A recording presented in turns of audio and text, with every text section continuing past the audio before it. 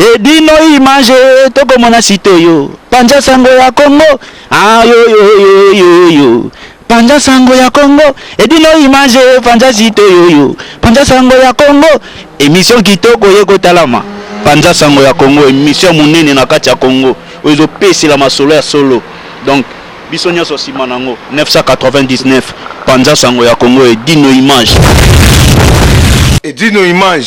panja sango ya Congo bana Paris, bana Londres, bana Belgique, bana Hollande, bana Suisse, bana Canada, bana partout. Panja sango ya Congo, edino imanje, bolanda yango, po yango ezana makambo ya solo, eutaka na source. Edino imanje papa, edino imanje, ye aswaka, tina source. Ata fin fond.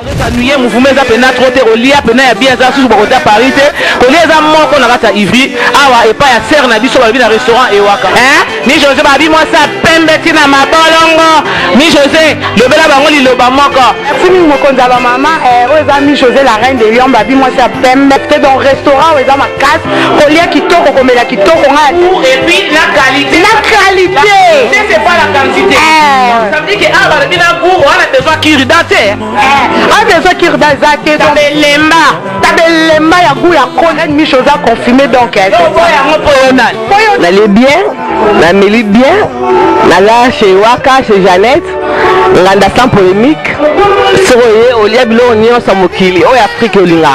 Si vous avez envie de manger les plats africains, je vous invite à venir manger chez Maman Jeannette, Maman Waka, la femme la plus belle, la femme qui est gentille et propre. Elle est très accueillante, c'est une belle femme. Ça, je vous confirme.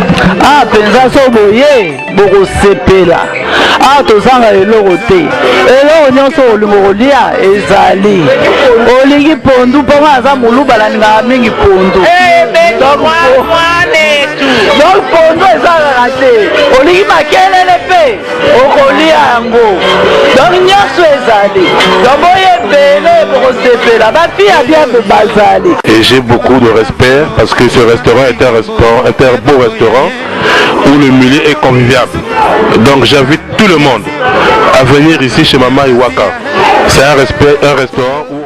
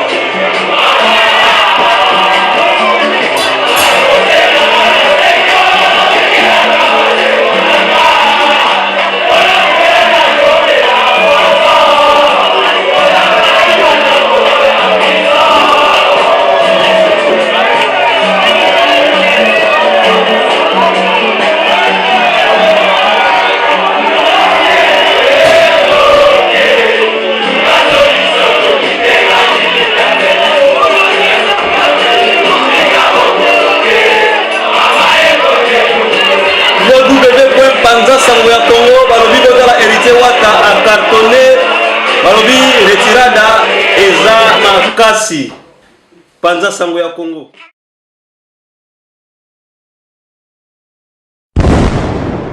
Soki moto na nakufite keba na ba commissionnaire na uti cimetière réunion munene ezaki na kata cimetière na ba wei ya monde entier keba na ba commissionnaire matanga so mutakufi bayena liboma ba photo o bango bayebe sika ba kozwa soki nini ba wei ya Congo ba wei ya Ghana ba wei ya Poto ba wei ya partout ya monde entier bazo seka ba congolais o bango so bakufi ba problème ezanga raté oyoka ono mubule bimaki balembongo mbongo utaki na Poto balembongo fini lelo solution ezwami global PM service funérailles et sali makambo ofuti awa basali liyo makambo tout na kini pepele wana na bukasi ya Patrick Malwavengi yekutu basolanga na nzela te makambo tout bureau ba photo ezali okomona ba catalogue ndenge olingi bakundela ndeko na yo tata na yo mama na yo